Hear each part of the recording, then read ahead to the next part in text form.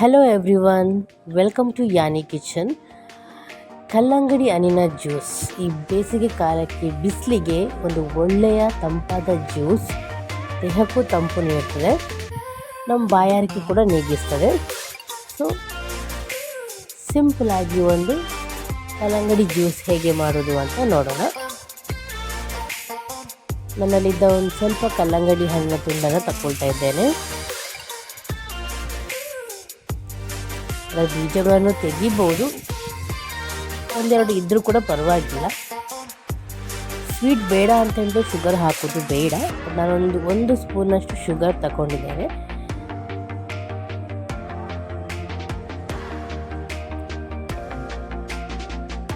ಉಪ್ಪು ಸ್ವಲ್ಪ ರುಚಿಗೆ, ಹಾಗೂ ಬೇಗ ಶೀತ ಆಗೋದಿಲ್ಲ ಸ್ವಲ್ಪ ಉಪ್ಪು ಹಾಕಿದರೆ, ಅದಕ್ಕೋಸ್ಕರ ಸ್ವಲ್ಪ ಉಪ್ಪನ್ನು ಹಾಕಿದ್ದೇನೆ ನಾನು. ಎಲ್ಲವನ್ನು ಸೇರಿಸಿ ಗ್ರೈಂಡ್ ಮಾಡಬೇಕು.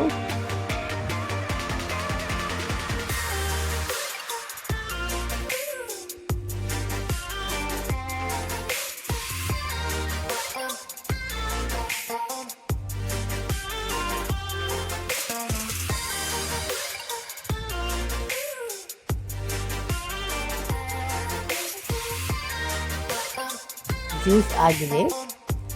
ನೆಕ್ಸ್ಟ್ ಲೋಟಕ್ಕೆ ನಾನು ಚಿಯಾ ಸೀಡ್ಸನ್ನು ಸ್ವಲ್ಪ ಹಾಕಿಟ್ಟಿದ್ದೆ ಮೊದಲೇ, ತುಂಬ ತಂಪು ಇದು. ಅದನ್ನು ಸ್ವಲ್ಪ ತಗೊಂಡಿದ್ದೇನೆ.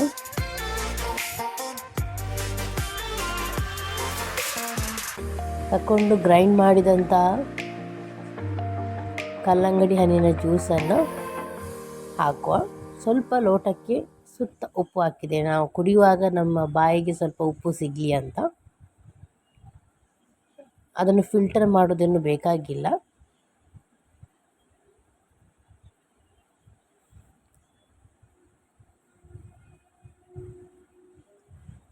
ಸ್ವಲ್ಪ ಕಟ್ ಮಾಡಿದಂಥ ತುಂಡು ಬಾಯಿಗೆ ಸಿಗಲಿ ಅಂತ ಸ್ವಲ್ಪ ಕಟ್ ಮಾಡಿದಂತಹ ಕಲ್ಲಂಗಡಿ ಹಣ್ಣನ್ನು ಹಾಕ್ತಾ ಇದ್ದಾನೆ.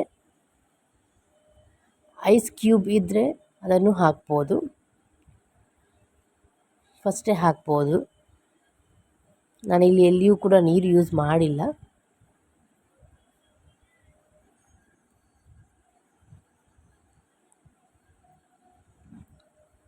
ಐಸ್ ಕ್ಯೂಬ್ ಒಂದು 2-3. ನಾವು ಚಿಯಾ ಸೀಡ್ಸನ್ನು ಹಾಕೋ ಟೈಮಲ್ಲಿ ಬೇಕಾದ್ರೂ ಐಸ್ ಕ್ಯೂಬ್ ಹಾಕ್ಕೊಳ್ಬೋದು. ನಾನಿಲ್ಲಿ ಎಲ್ಲಿಯೂ ಕೂಡ ನೀರನ್ನು ಯೂಸ್ ಮಾಡಲಿಲ್ಲ ಮತ್ತು ಐಸ್ ವಾಟ್ರ್ ಕೂಡ ಯೂಸ್ ಮಾಡಿಲ್ಲ. ಸೊ ಇಲ್ಲಿ ಐಸ್ ಕ್ಯೂಬನ್ನು ಹಾಕ್ಕೊಳ್ತಾ ಇದ್ದೇನೆ.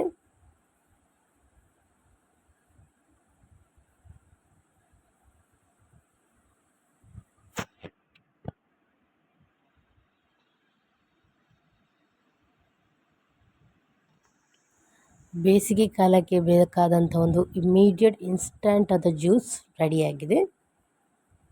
ಇನ್ನು ಐಸ್ ಕ್ಯೂಬ್ ಹಾಕಿದ್ದೇವಲ್ಲ, ಸ್ವಲ್ಪ ನೀರು ಆಗ್ತದೆ. ನಾನು ಸ್ವಲ್ಪ ದಪ್ಪವಾಗಿ ಇಟ್ಟಿದ್ದೇನೆ, ಐಸ್ ಕ್ಯೂಬಿಂದಾಗಿದೆ ನೀರು ಆಗ್ತದೆ. ಟ್ರೈ ಮಾಡಿ. ರುಚಿಯಾದಂತಹ ಕಲ್ಲಂಗಡಿ ಹಣ್ಣಿನ watermelon juice ready. Thank you for watching.